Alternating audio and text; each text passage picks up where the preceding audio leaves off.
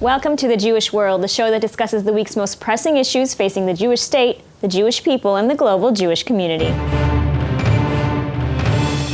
Israeli elections are just around the corner as Israelis will head to the polls on September 17th. And a lot has happened over the course of the past few weeks in Israeli politics as new coalitions came together and others simply failed to form. Lots of questions remain as Israelis will head to the polls for the second time this election cycle, a first in the country's history.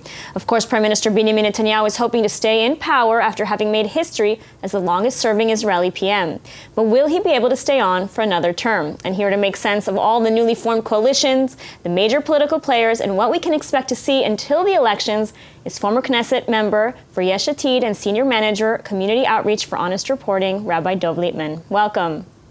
Thank you, Lidar. Good to be with you. So it's been a crazy few weeks. What can you tell us about how the political parties are shaping up, who the major coalitions are, and who the major players are?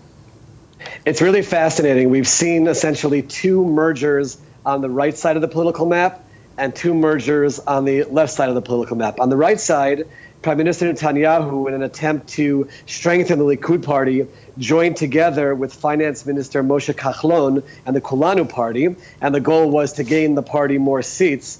We have not really seen any major result in the positive for the Prime Minister from that merger. But the one merger on the right, which is very significant, is the combination of the Jewish Home Party together with the New Right Party, led by Ayelet Shaked and Naftali Bennett.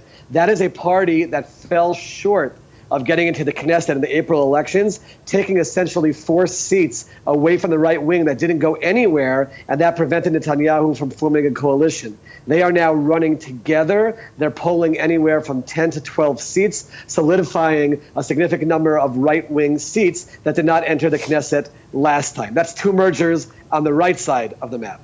On the left side of the map, you have the Labor Party led by Amir Peretz, that joined together with someone from the right wing, actually, which is quite startling, Orly Levy Abukassis from Yisrael Beitenu, Avigdor Lieberman's party, the Gesher party. They've joined together to focus on social issues, and they seem to be polling pretty well in terms of getting into the Knesset.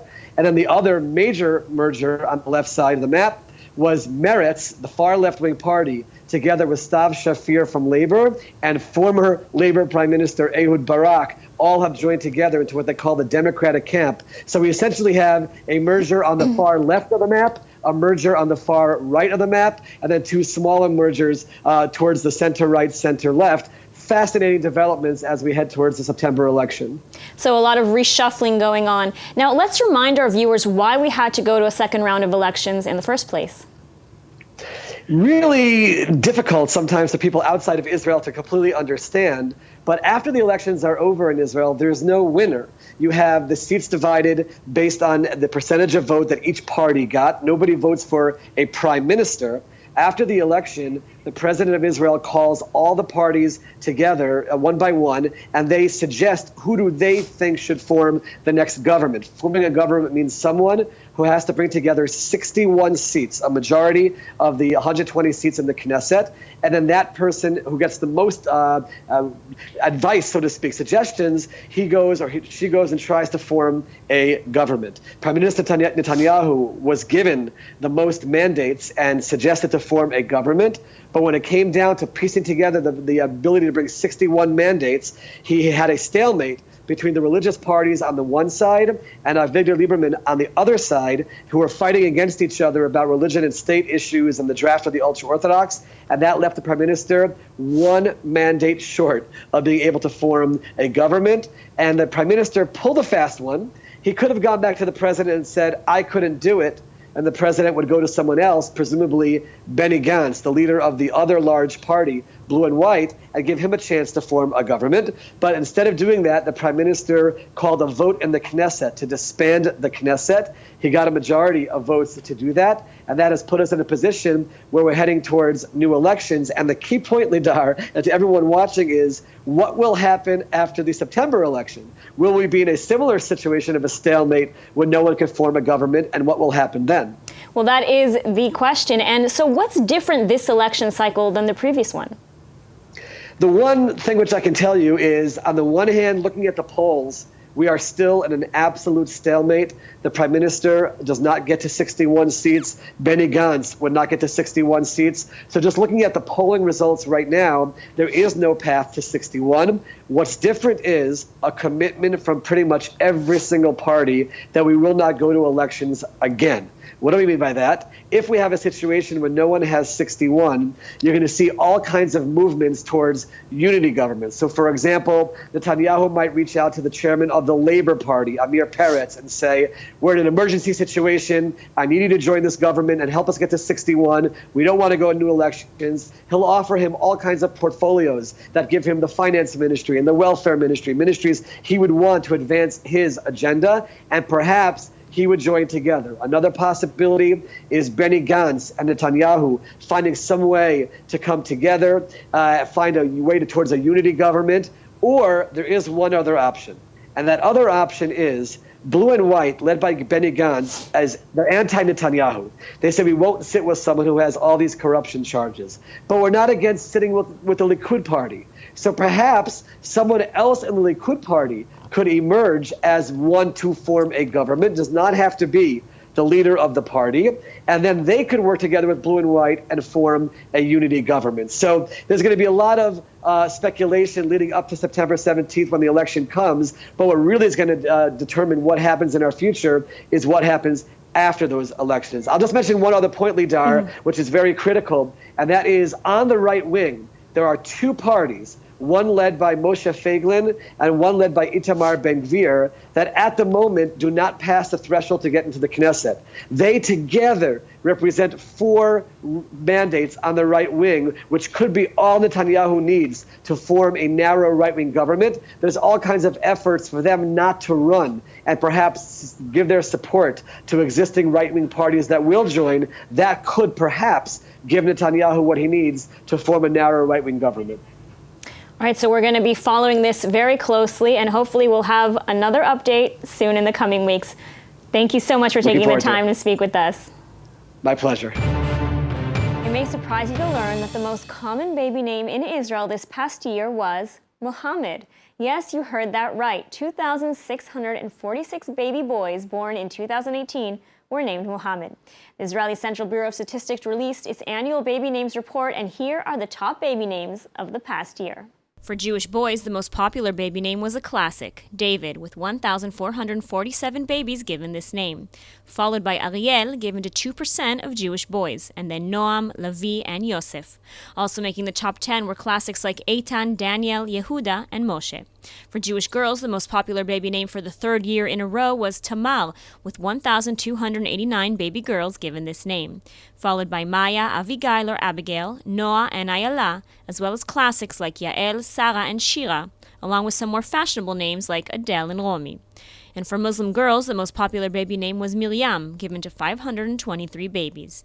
The report found that girl names like Ayala, Carmel, Shaili, Geffen, Anael, Emmanuel, Arya, Emma, and Eve were all on an upwards trend since the year 2000, while classic Israeli names like Aya, Hila, Lihi, Linoy, Eden, Sheli, and Shira were on the decline. The report also found that parents are choosing traditional boys' names such as Yehuda, Raphael, Aaron, Shimon, Binyamin, and Hillel, which are once again increasing in popularity. This alongside names with a foreign origin like Roy, Leo, Leroy, Sean, and Tom, which have also increased in popularity. And it's interesting to see that in Tel Aviv, the most popular girl's name was Maya, while in Jerusalem, Sarah was the most common girl's name. While for boys, David was the most common name in Jerusalem, and Eitan was the most common name in Tel Aviv. Prime Minister Benjamin Netanyahu often calls out the Iranian government for its backward and aggressive policies. But is Israel more like Iran than we'd like to believe? Well, that may be the case, according to a new study conducted by the Pew Research Center. The new report asserts that Israel is one of the top 20 most religiously restrictive countries in the world, along with other oppressive regimes like Saudi Arabia, Syria, and Iran. After tracking the religious practices of these countries, Pew found that Israel ranked number 5 in the highest level of social hostilities related to religious norms, and fared worse than Syria when it came to interreligious tension and violence. So how is this even possible? While perhaps the report did not take into account the severity of incidents and violence, as it drew on examples like the ultra-Orthodox harassing those who choose to drive in their neighborhoods on Shabbat, and government officials who let their religious beliefs sway their opinion on legal issues. Regardless, as a Jewish and democratic state, Israel often struggles with how much religion should seep into the government arena. And a big source of this tension lies with the chief rabbinate, which has a monopoly on all life events, like marriage, divorce, burial, and for non-Jews, conversion. Anything done outside of that Orthodox framework is not recognized by the state. On the other hand, however, the report also discussed Jews living in the diaspora and pointed out how religious freedom is not easy for Jews around the world, citing restrictions on circumcision in Germany and Slovenia as ways Jewish life is inhibited, for example. And finally, the Pew study also addressed the rise of anti-Semitism in the United States, mostly caused by white supremacists. This past week, Jews around the world commemorated Tisha B'Av, the 9th day of the Hebrew month Av. It's considered the saddest day on the Jewish calendar.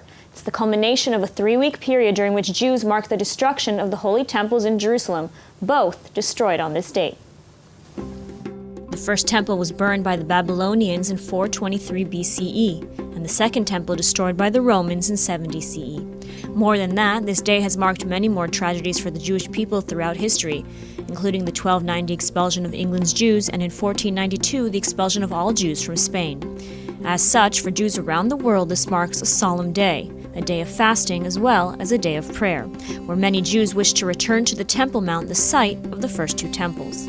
But this year, the Jewish Day of Mourning also coincided with an Islamic holiday, Eid al-Adha, commemorating the end of the annual Hajj pilgrimage to Mecca. And as such, police in Israel initially barred non-Muslims from entering the Temple Mount, where tens of thousands of Muslim worshippers arrived in the morning.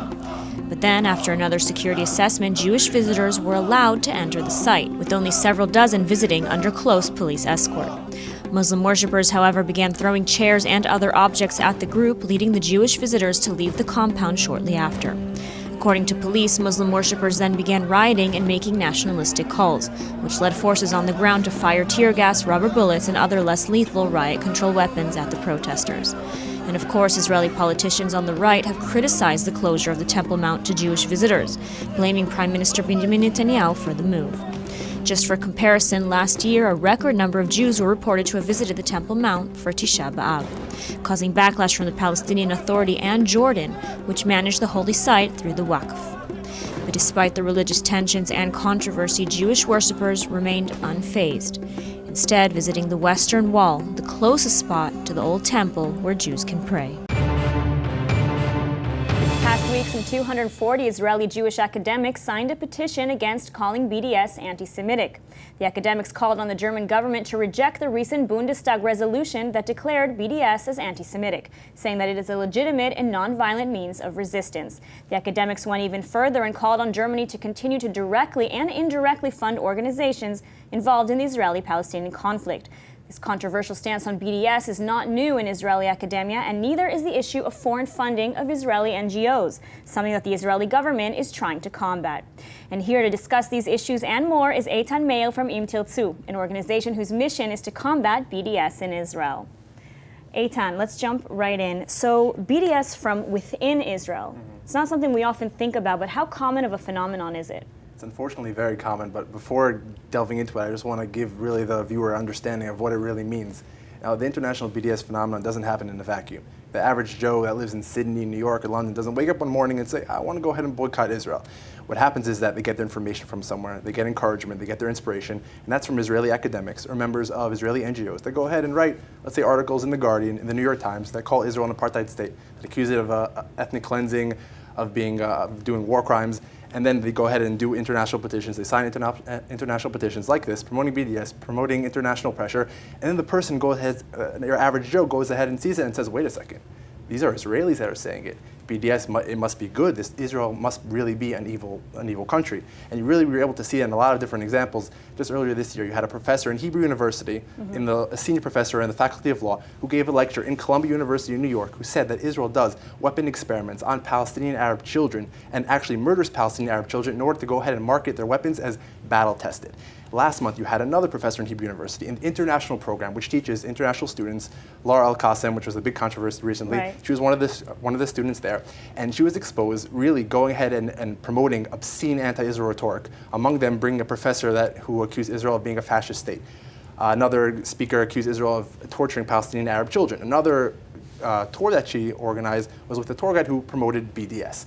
And even last week, I'm sorry that I'm going on, but there's just so many examples. Last week, you have another professor, again at Hebrew University, who signed an open letter calling on the world to go ahead and boycott an international physics Olympiad that's going to be held next month in Tel Aviv. So when we're talking about the BDS phenomenon and combating BDS, we have to understand that what's spearheading it are Israelis, are Israeli academics, are members of Israeli NGOs. So in order to go ahead and combat it, in order to go ahead and really solve the problem, we have to solve it here, because what's happening abroad is a symptom of the problem. And that's exactly what Inter-Institute does.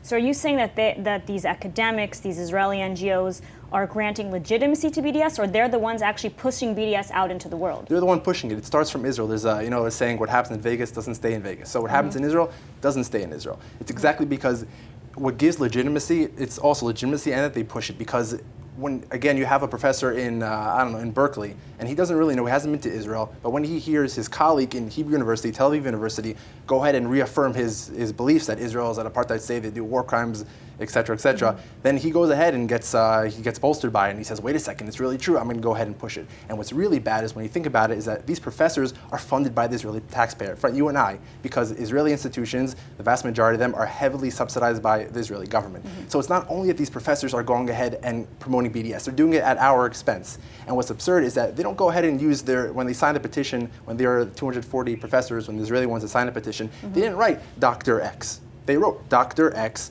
from the University of so-and-so. And so think about it, you have a Zionist, an amazing guy that lives in New York, he's a philanthropist, he donated a wing in the university, and he has a position named after him, the Mr. Greenberg Chair of Law.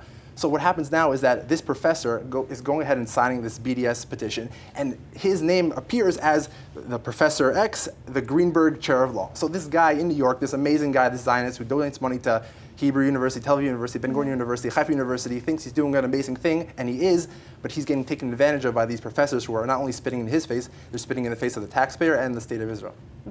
And you've singled out the Hebrew University, but is this something that's actually going on across all Israeli universities? Yeah, in the letter that we're talking about, you have 24 signatories from Hebrew University, 24 from Tel Aviv, 11 from Ben Gurion University in the Negev, 9 from Haifa, 5 from the Weizmann Institute, 5 from the Open University, another couple from Bar Ilan. It's really a widespread phenomenon.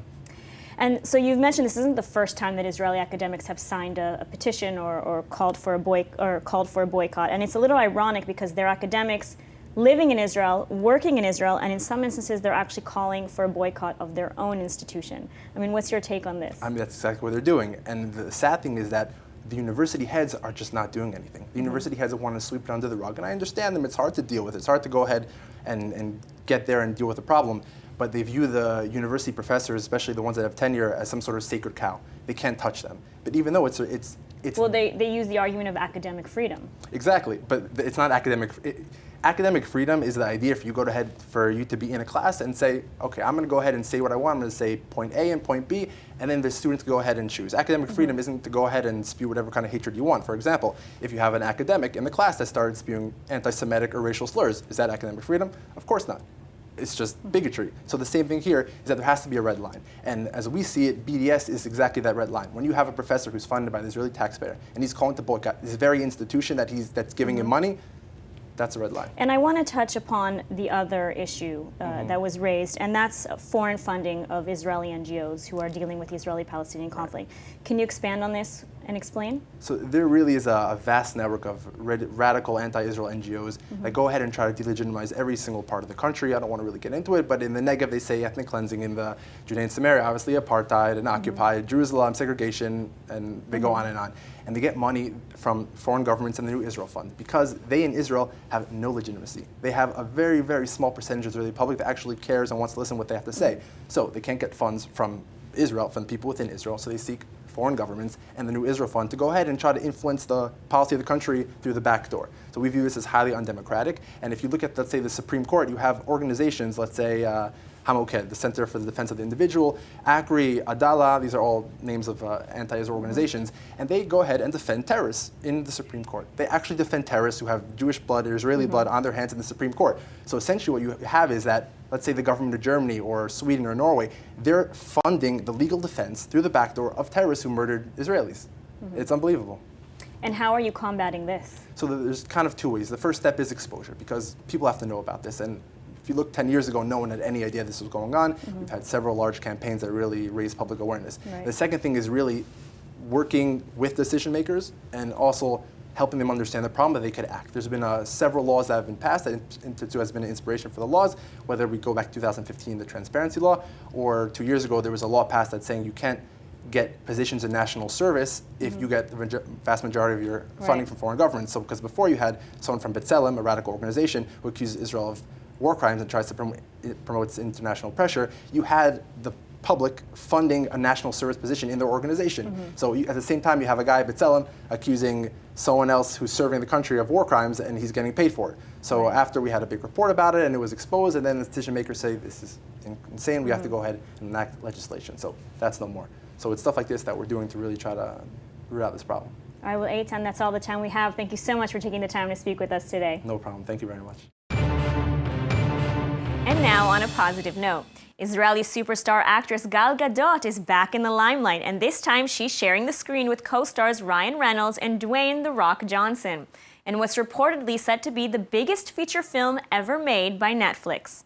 In fact, the action thriller Red Notice, which is set to be released in late 2020, has a production budget alone of roughly $130 million, while some insiders peg the final budget at $200 million. Streaming media giant Netflix only picked up the film from Universal Studios after they passed on the project. Red Notice focuses on the premise of finding the world's most wanted art thief, and it's set to be directed and written by Ross and Marshall Thurber, who directed films such as We're the Millers, Dodgeball, A True Underdog Story, Central Intelligence, and The Skyscraper, several of which also included Dwayne Johnson. And let's not forget that Johnson in turn worked with Gadot in some of the Fast and the Furious films. Anyways, Gadot tweeted and Instagrammed a banner featuring the three co-stars' profile shots earlier this week, writing that she is so excited about this project and that this is going to be so much fun and I can't wait to share this one with you. Well, way to go, Gal. She's a true Wonder Woman, and we can't wait to see the movie.